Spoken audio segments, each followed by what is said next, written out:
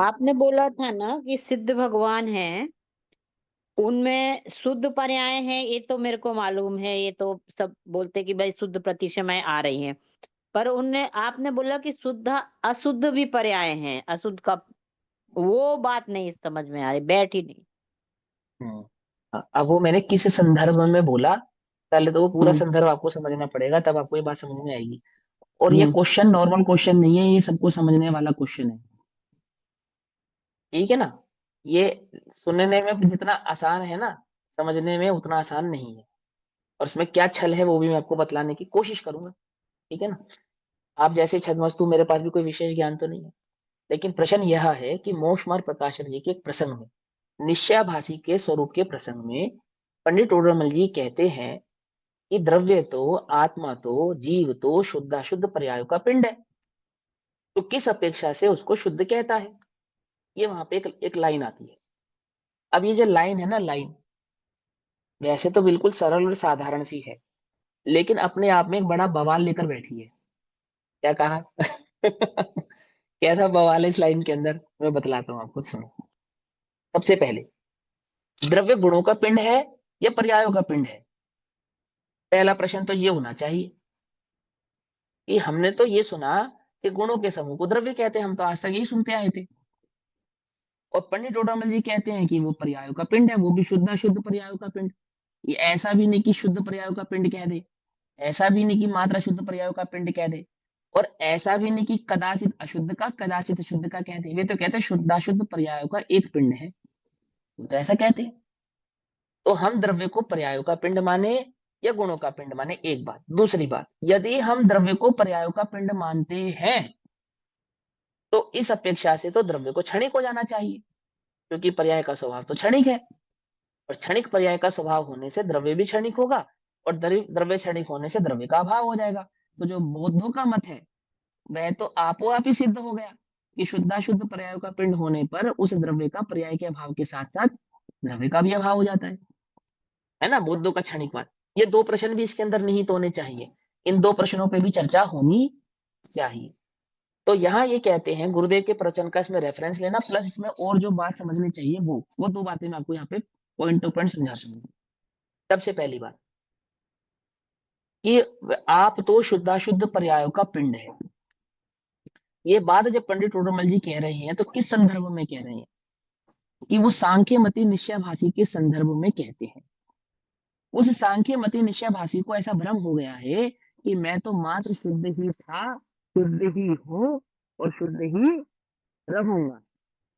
मैं कभी ना अशुद्ध था, ना मैं अशुद्ध हूँ, और भविष्य में तो अशुद्धता की कोई बात ही नहीं है। समझे बेटा, समझ। और मैं वर्तमान में अपने को पर्याय अपेक्षा से भी सिद्ध समान मानता हूँ। ना तो उसे द्रव्य स्वभाव की खबर है, ना तो उसे गुण स्वभाव की खबर है, और ना ही उसे पर्याय स्वभाव की खबर है। ऐसे द्रव्य गुण पर्याय आत्मक वस्तु के समस्त स्वभाव की खबर के बिना ऐसा भर उसने सुन लिया है कि मैं तो शुद्ध हूँ, मैं तो सिद्ध हूँ, मैं तो एक हूँ, मैं तो अखंड हूँ, और बस इसी का चिंतन करता रहता है। और मानता है कि पांच इंद्रिय की विषयों की आसक्ति में, भोगों में परिणमन करता हुआ अपने को सुखी हूँ, सुखी हूँ, सुखी हूँ, ऐसी कल्पना करता है।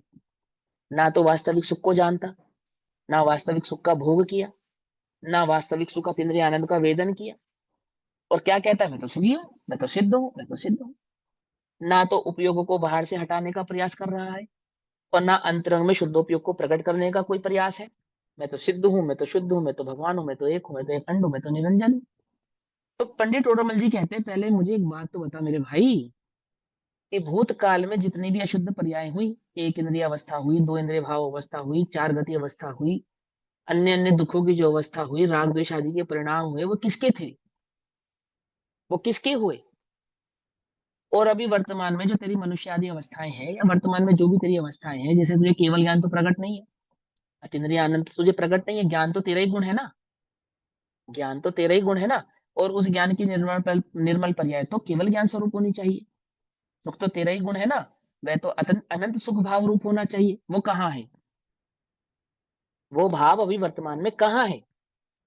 तो उसको समझाते हैं कि देख भाई, ऐसा नहीं, आप तो शुद्धाशुद्ध पर्यायों का पिंड है। अर्थात अगर धारा प्रवाह से, क्रम प्रवाह से इस द्रव्य को देखा जाए, अनादि निधन, अनादि से अनंत काल तक ये द्रव्य रहने वाला है, रहने वाला था और हमेशा ही रहेगा, तो ये हम सिद्धि किसके आधार से करेंगे? कि उन अशुद्ध पर्यायों को भी काउंट करेंगे जो भूतकाल में हो चुकी हैं, और कदाचित उन शुद्ध पर्यायों को भी काउंट करेंगे जो भविष्य में कदाचित होंगी, और तेरी वर्तमान पर्याय को भी काउंट करेंगे जो तेरी अभी वर्तमान की अवस्थाएं हैं। तो इन सारी अवस्थाओं को काउंट करेंगे तब तू एक द्रव्य कहलाएगा, या इन सब के बिना तू एक द्रव्य कहलाएगा? बता, वो एक द्रव्य कौन कहलाएगा? वो द्रव्य गुण पर्याय के समग्र भाव वाला द्रव्य द्रव्य कहलाएगा, या समग्र द्रव्य गुण पर्याय के समग्र भाव के बिना वाला द्रव्य द्रव्य कहलाएगा? कि द्रव्य तो द्रव्य गुण पर्याय के समग्र भाव वाले द्रव्य कहलाएगा ना। तू अपने को अनादि से था, इसकी सिद्धि बिना पर्याय के कैसे करेगा? और मैं अनंत काल तक रहूंगा, इसकी सिद्धि तू अनंत पर्याय की अपेक्षा के बिना कैसे करेगा? करेगा नहीं करेगा? बोलो, करेगा या नहीं करेगा? तो इससे ये समझ कि आप तो शुद्धाशुद्ध पर्यायों का पिंड है, एक बात। अर्थात भूतकाल से लेकर वर्तमान काल प्लस भविष्य काल तक होने वाले जो अनंत अनंत पर्याय हैं, वे उस एक द्रव्य की ही है, जो तू द्रव्य आप है, जिसका तूने निश्चय किया कि अनंत जीव द्रव्य पदार्थों में, द्रव्यों में मैं एक जीव द्रव्य हूं जो अन्य सभी जीव द्रव्यों से भिन्न है।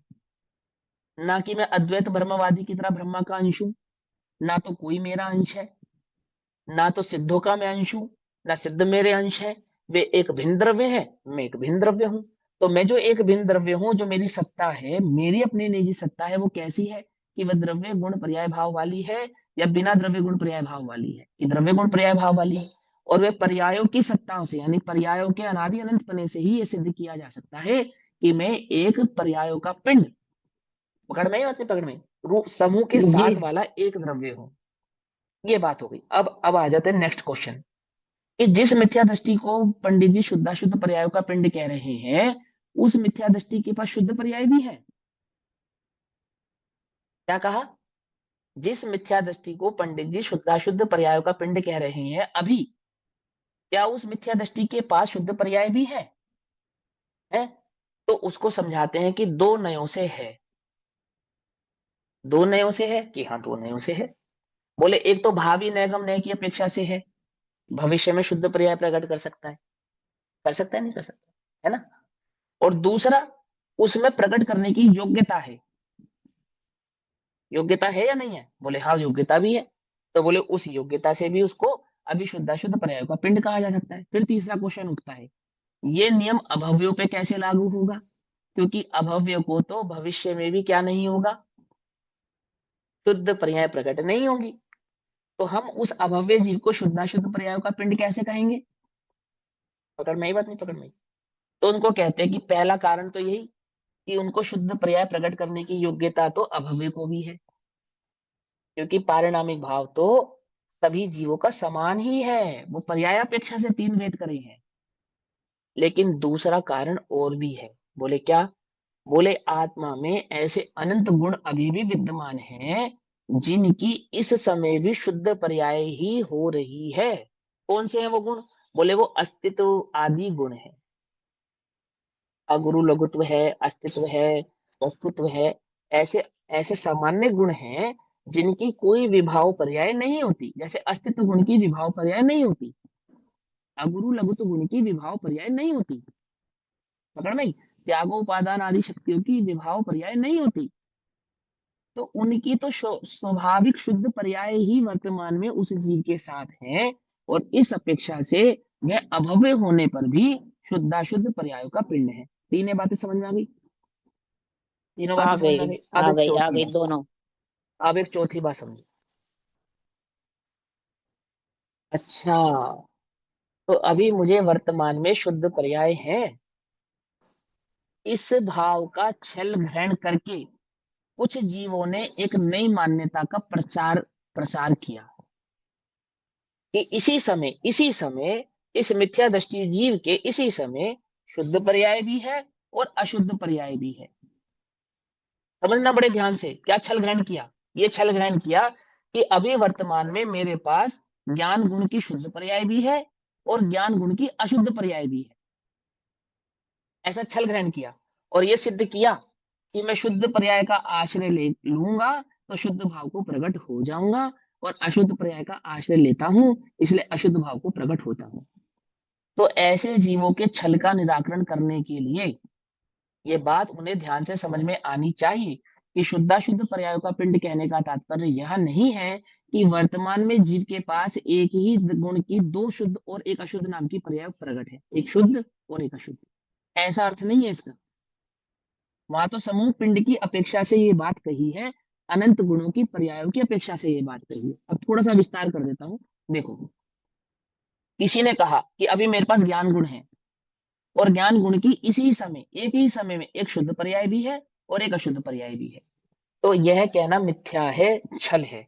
ऐसा आगम वचन नहीं है, ऐसा गुरुदेव का वचन नहीं है, ऐसा मेन स्ट्रीम यानी कि आचार्यों की परंपरा से आते हुए ज्ञानियों का आज तक के मत में ऐसा किसी भी ज्ञानी का मत नहीं है। ना ही यह जैन सिद्धांत है। ये जैन सिद्धांत के बिल्कुल विरुद्ध और बिल्कुल विपरीत कथन है, जिसका प्रचार जैन सिद्धांत के नाम से किया जा रहा है, जिसका प्रसार हो रहा है, बकायदा हो रहा है। क्या कहा जा रहा है कि अभी वर्तमान में इस जीव के पास ज्ञान गुण की शुद्ध पर्याय भी है और अशुद्ध पर्याय भी है। हवाला किसका देते हैं? हवाला तो कोई है ही नहीं। क्या करते हैं? एक वितंडा नाम का तर्क होता है, माने बात को गोल गोल घुमाते हैं, गोल गोल घुमाते हैं और लिखी हुई बात का अर्थ अपनी मर्जी से करते हैं। आचार्य जो अर्थ कर रहे हैं स्पष्ट ही शब्दों में, उस अर्थ को अर्थ में लेते ही नहीं। और एक सोगानी जी के बोल हैं कुछ, उन बोलों का भी सहारा लेते हैं जहां पे सोगानी जी ने भी इस प्रकार की बात नहीं कही है। तो वास्तविक बात क्या है? अब हम इसमें थोड़ा सा सवाल जवाब करेंगे, तो आप थोड़ा सवाल जवाब के साथ उत्तर दोगे तो आपको बात स्पष्ट होती चली जाएगी। सबसे पहला सवाल, एक द्रव्य की एक गुण की एक समय में कितनी पर्याय होती है? एक ही होती है। एक ही पर्याय होती है, चाहे शुद्ध रूप होती है चाहे वो अशुद्ध रूप होती है। पकड़ में ही बात नहीं पड़ी? आई बस समझ?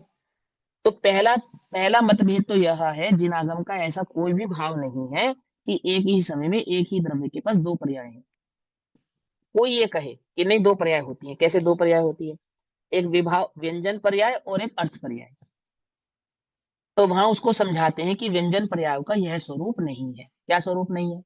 कि वो एक समय की एक गुण की पर्याय का भेद ही नहीं है। कौन? व्यंजन पर्याय।